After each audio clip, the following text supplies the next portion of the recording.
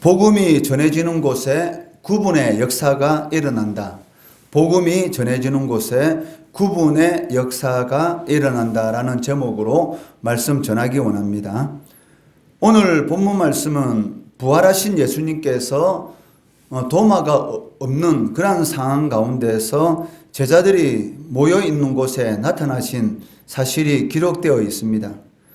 요한은 그 예수님께서 부활하신 이후에 제자들이 모여 있는 곳에 나타난 그 이 사건을 기록함에 있어서 일어난 시점을 자세히 밝히고 있습니다. 그 이유가 무엇이냐면 예수님께서 부활하신 몸으로 제자들을 찾아온 사건은 역사적인 사건이다라는 것을 강조하고 있다는 것입니다. 19절에 보시면 이날 곧 안식 후 첫날 저녁 때에 제자들이 유대인들을 두려워하여 모인 곳에 문들을 닫았더니 예수께서 오사 가운데 서서 이르시되 너희에게 평강이 있을지어다 라고 말씀하고 계십니다. 여기 이날은 안식 후 첫날, 즉 주일을 가리킵니다.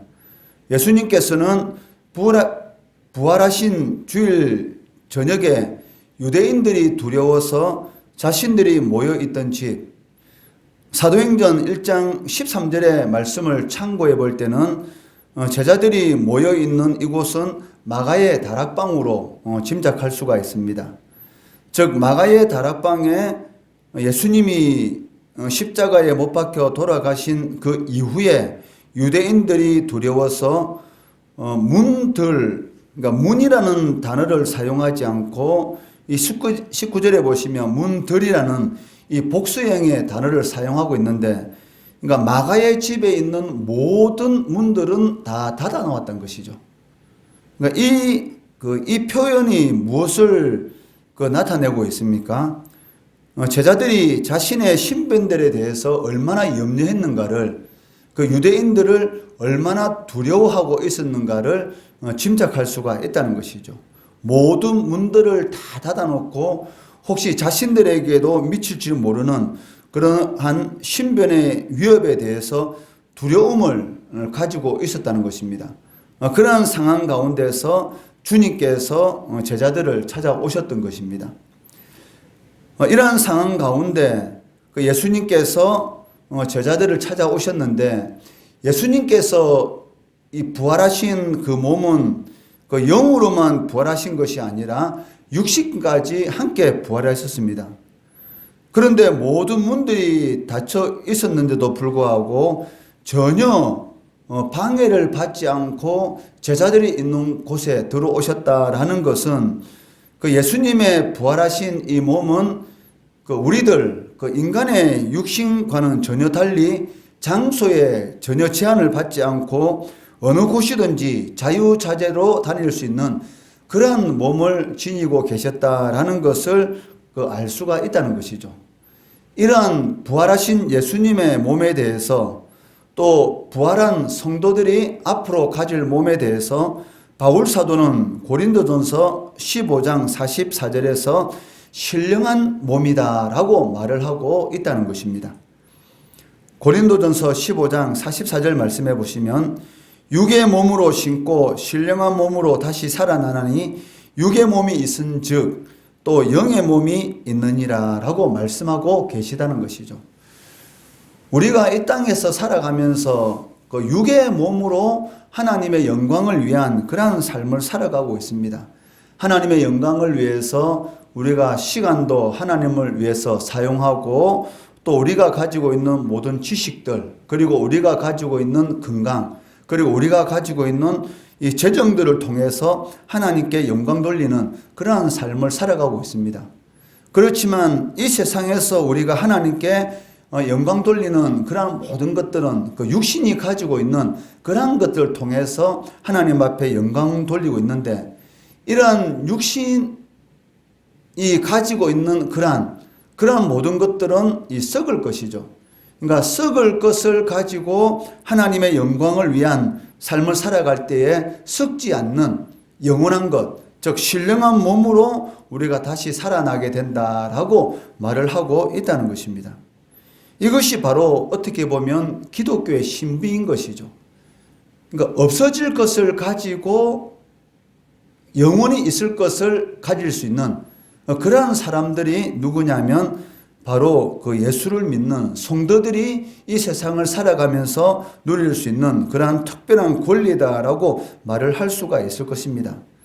과연 육신을 입고 있는 사람 가운데 눈에 보이지 않지만 그 하나님이 살아계시고 천국과 지옥을 우리가 가보지 않았지만 천국과 지옥이 있다는 것을 믿고 그러한 믿음을 가지고 살아갈 수 있는 그런 사람들이 이 지구상에 과연 몇 명이나 될까요?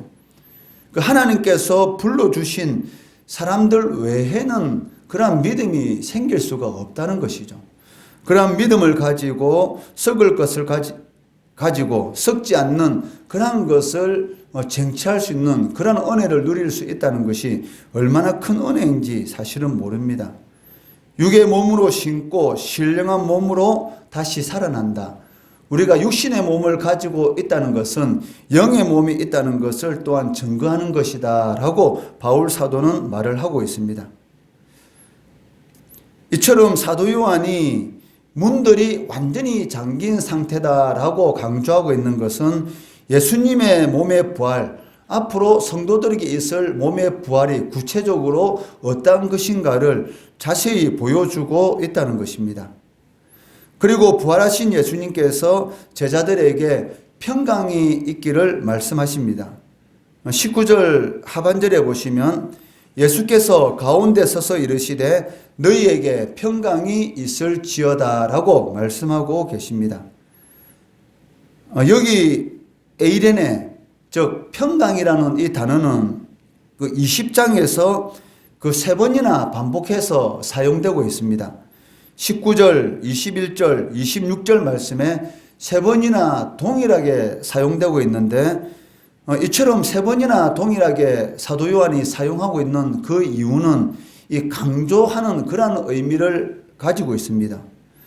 그리고 예수님께서 부활하신 이후에 제자들을 만날 때마다 가장 처음으로 하신 말씀이 바로 이 에이레네, 즉 평강이라는 이 단어를 사용하고 있다는 것이죠. 그 히브리어 구약으로 표현한다면 샬롬이라는 그러한 평안, 화평, 그러한 의미를 지니고 있습니다. 이 말의 의미는 그 하나님과 인간의 그 단절된 관계가 다시 회복되었다라는 그러한 의미를 지니고 있고, 그를 통해서 이제는 그 완전한 그 육적인 평안과 그 완전한 그 영적인 구원을 누리게 되었다라는 그런 의미를 지니고 있다는 것이죠. 비록 우리가 이 땅에서 육신을 입고 살아가는 동안은 아직까지 완전히 성취된 그러니까 아직이라는 그런 단어 속에서 우리가 살아가고 있습니다.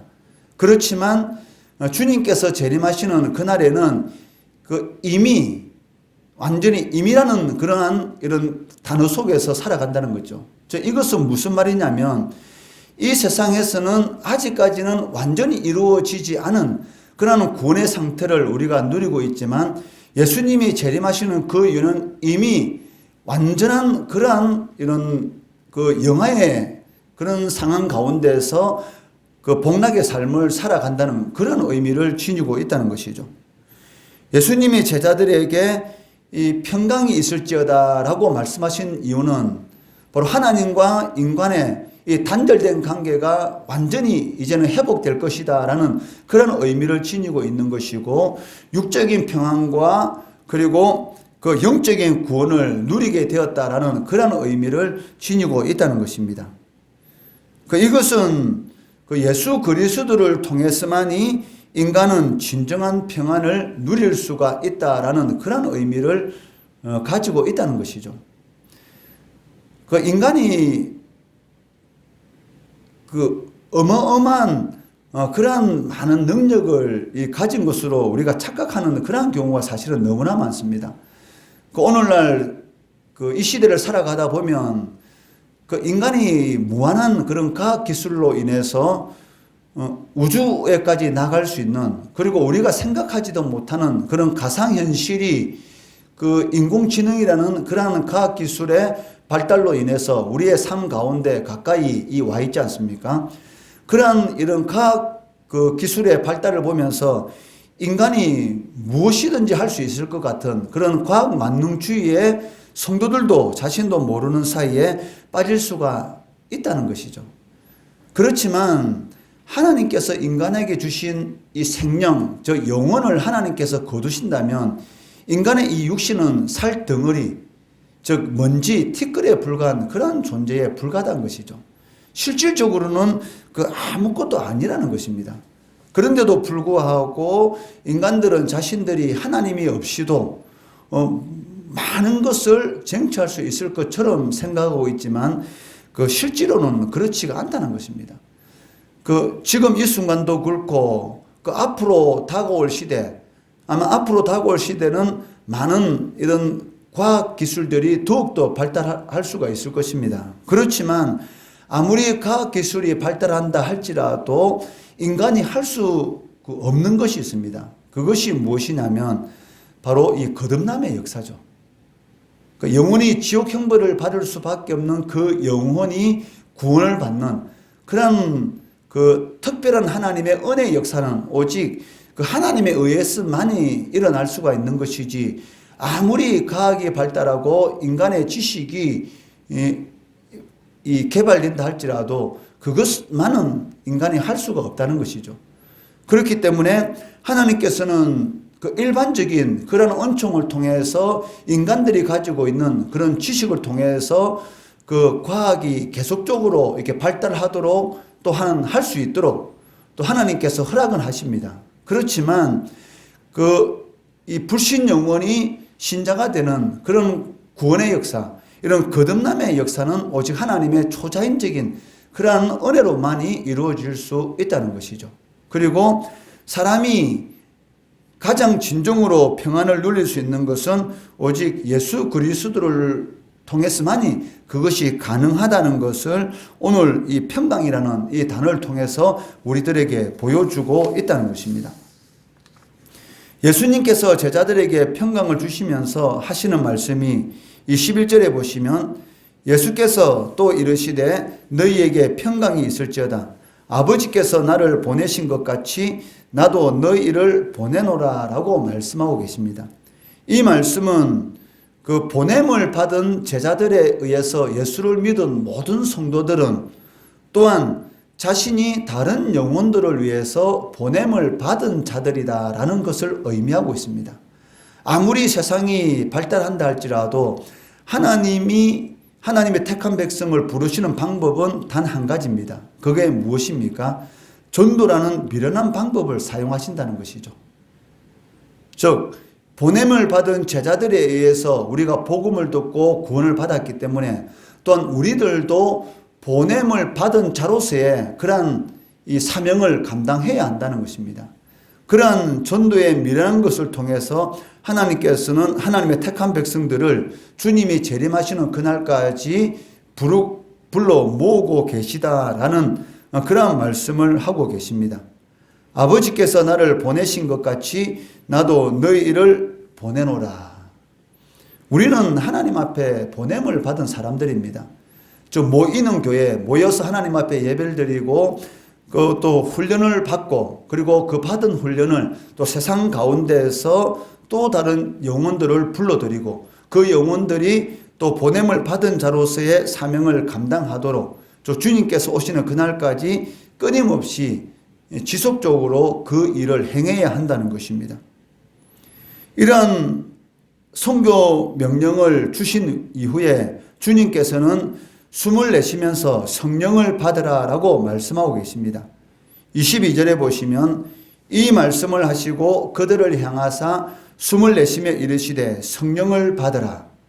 여기 성령을 받으라 라는 이 말씀은 그 명령형으로 되어 있기 때문에 성령을 받아도 되고 안 받아도 된다라는 그런 의미가 아닙니다. 반드시 성도라면 성령을 받아야 된다라는 그런 의미를 지니고 있다는 것이죠. 그리고 여기서 말하는 성령을 받아라라는 이 말은 그 인격적인, 즉 이 중생의 의미에서 말을 하고 있는 것이 아니라는 것이죠. 왜냐하면 이미 제자들은 구원받은 하나님의 사람들입니다. 이미 제자들은 거듭난 사람들이고, 그것을 어떻게 알 수가 있냐면 예수님께서 이 마지막 만찬을 할 때 너희들은 이 발만 씻기면 된다. 내 말로서 이미 몸이 깨끗하게졌고 이제는 발만 씻으면 된다라는 그런 말씀을 통해서도 제자들은 이미 구원받았다는 것을 말씀해 주셨습니다. 그렇기 때문에 그 오늘 본문의 이 22절에 성령을 받아라라는 이 말은 그런 중생의 의미가 아닌 성령의 은사, 즉 성령의 능력, 그런 측면에서 말씀하고 계시다는 것이죠. 즉 성도가 복음을 전하기 위해서는 반드시 이 성령의 능력을 받아야 된다는 것이죠. 그리고 성령을 받아라라는 이 말은 예수님이 이런 그 후라는 이런 숨을 내쉬는 이러한 그 행위를 통해서 제자들에게 성령을 주시는 그러한 의미가 아니고 오순절 성령 강림 사건을 약속하는 그런 상징적 행위로서 지금 이러한 그 행위를 하고 계시다는 것이죠. 그리고 제자들은 예수님께서 하신 그 말씀의 약속을 믿고 바로 마가의 다락방에서 모여서 기도할 때에 오순절날 성령 강림의 역사가 나타나게 되고 성령이 불같이 임하는 그런 역사, 즉 성령의 능력의 역사를 받음으로 인해서 지금까지는 유대인들이 두려워서 숨어서 있는 제자들이 이제는 성전에서 담대하게 복음을 전가하는 그러한 역사가 나타나게 되고, 그리고 안전뱅이가 일어나게 되고, 그리고 병든 자가 치유를 받는 그러한 역사가 나타나게 되는 것을 보게 된다는 것이죠.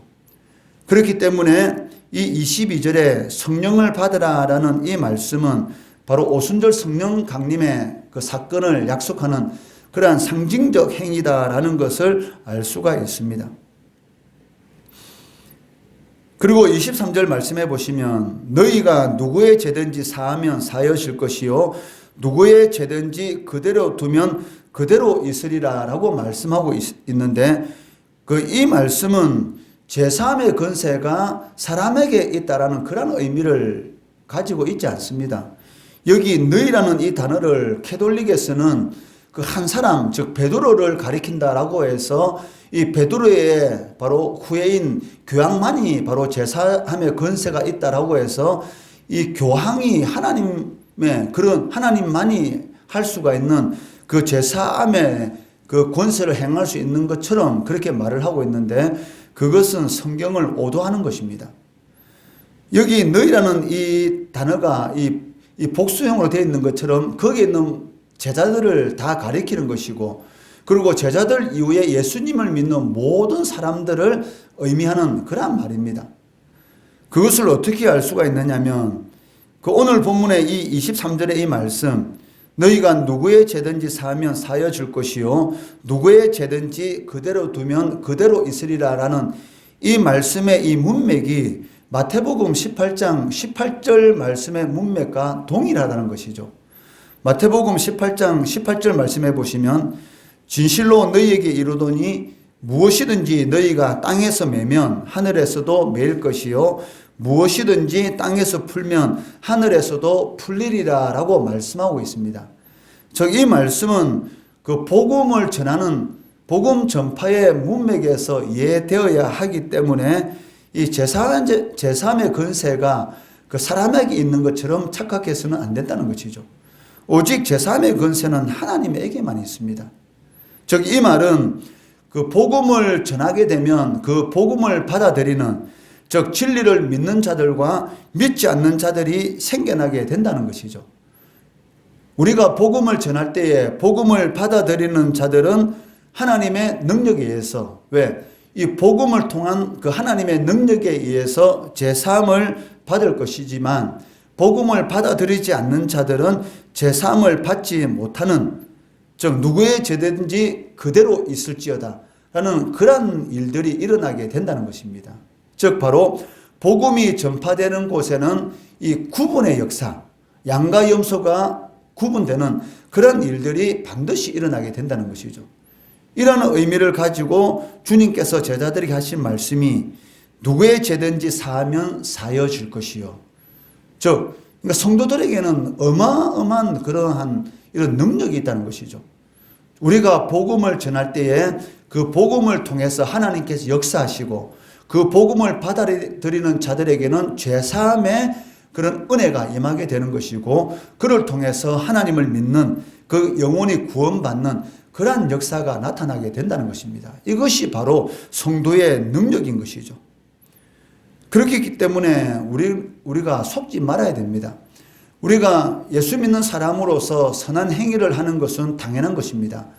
선한 행위를 할 때에 믿지 않는 사람들이 우리를 칭찬하고 우리를 반가이 맞이하지만, 실질적으로 이 복음을 전하게 되면 지금까지 행하는 그러한 모습과는 전혀 다른 그러한 모습으로 우리를 대할 수가 있다는 것이죠.